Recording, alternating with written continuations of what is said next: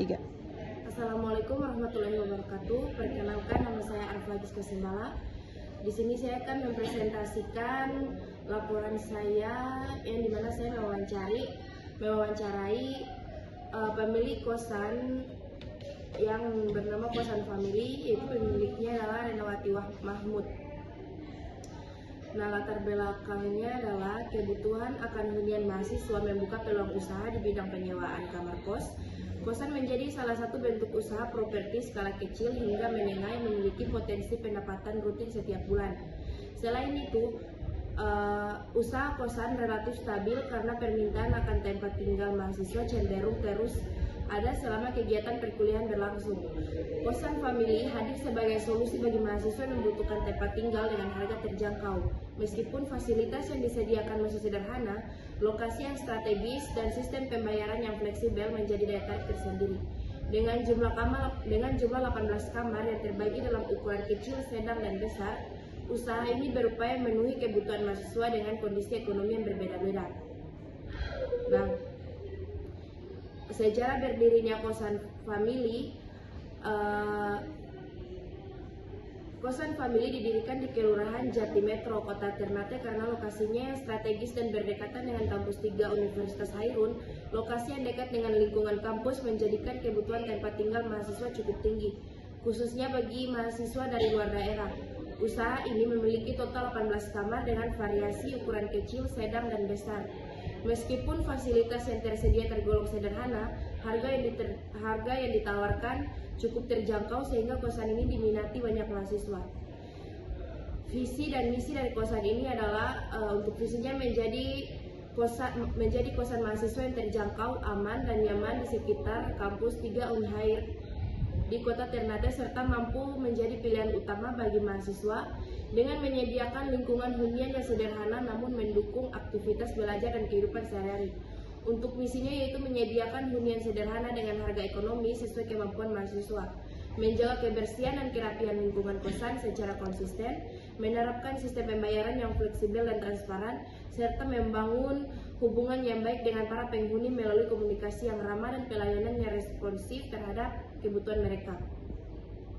Nah, motivasi mendirikan usaha ini yaitu yang pertama itu melihat tingginya kebutuhan tempat tinggal mahasiswa, yang kedua itu memanfaatkan lokasi yang strategis dan dekat kampus, yang ketiga membangun sumber pendapatan jangka panjang, dan yang keempat itu menyediakan tempat tinggal yang terjangkau bagi mahasiswa dengan kondisi ekonomi yang berbeda-beda.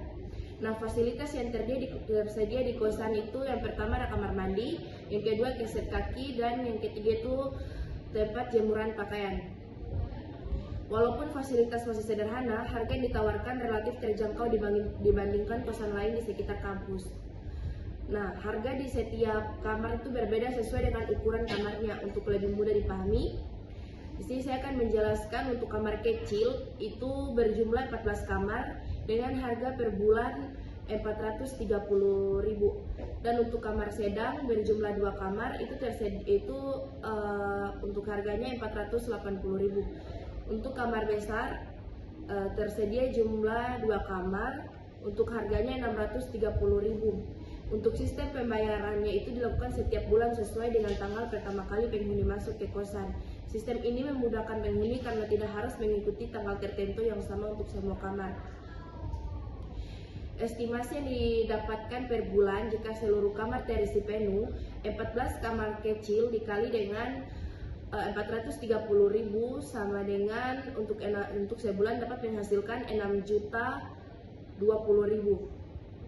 Untuk 2 kamar sedang dikali dengan 480.000 dalam sebulan dapat menghasilkan 960.000. Untuk 2 kamar besar dikali dengan 630.000 dalam sebulan dapat menghasilkan 1.260.000.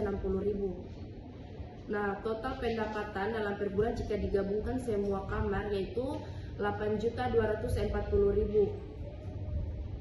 Jika dikurangi dengan biaya listrik, air, perawatan, dan lain-lain, misalnya kurang lebih 1.500.000 per bulan, maka total pendapatan dalam setahun bisa mencapai 18 juta per tahun. Nah, rintangan dan hambatan dalam menjalani usaha ini yaitu terdapat antara lain itu bersaingan dengan kosan lain yang menawarkan fasilitas lebih lengkap, tingkat hunian yang cenderung menurun saat masa libur semester, serta keterbatasan fasilitas yang tersedia sehingga dapat menjadi bahan pertimbangan bagi calon penghuni sebelum memutuskan untuk menyewa kamar.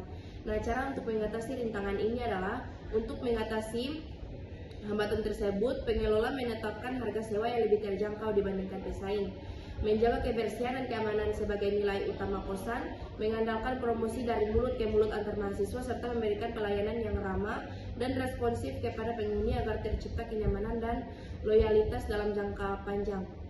Nah, untuk strategi promosi yang diterapkan oleh kosan famili itu dilakukan secara sederhana namun efektif, yaitu melalui promosi dari mahasiswa ke mahasiswa, penyebaran informasi melalui WhatsApp atau media sosial, penyampaian informasi secara langsung kepada mahasiswa di sekitar kampus 3 Unhair di Kota Ternate, serta pemasangan papan nama di depan kosan agar mudah dikenali oleh calon penghuni. Untuk rencana pengembangan di masa depan, dalam rangka meningkatkan daya saing dan kenyamanan penghuni, pengelola berencana menambahkan fasilitas WiFi, menyediakan kipas angin atau fasilitas pendukung lainnya. Nah, nilai lebih dibandingkan kosan lain, yaitu kosan famili memiliki beberapa keunggulan dibandingkan kosan lain, yaitu harga yang lebih terjangkau, lokasi yang dekat dengan kampus sehingga memudahkan akses mahasiswa dalam pembayaran yang fleksibel sesuai tanggal masuk, serta suasana sederhana dan nyaman namun mendukung pembelajaran aktivitas. Nah, kesimpulannya adalah berdasarkan hasil pembahasan, kosan famili yang berlokasi di Kelurahan Jati Metro, Kota Ternate memiliki potensi yang cukup baik karena berada di sekitar kampus 3 Unhair yang memiliki jumlah mahasiswa cukup banyak setiap tahunnya. Dengan jumlah 18 kamar yang terbagi dari beberapa ukuran dengan harga relatif terjangkau, usaha ini mampu menghasilkan pendapatan yang lebih stabil setiap bulan.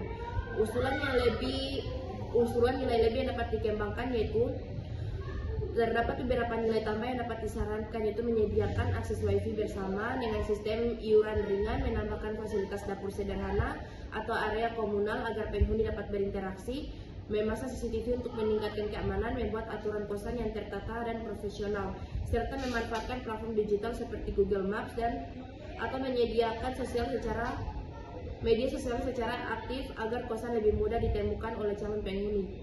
Mungkin itu saja yang dapat saya presentasikan. Lebih kurangnya saya mohon maaf. Assalamualaikum warahmatullahi wabarakatuh.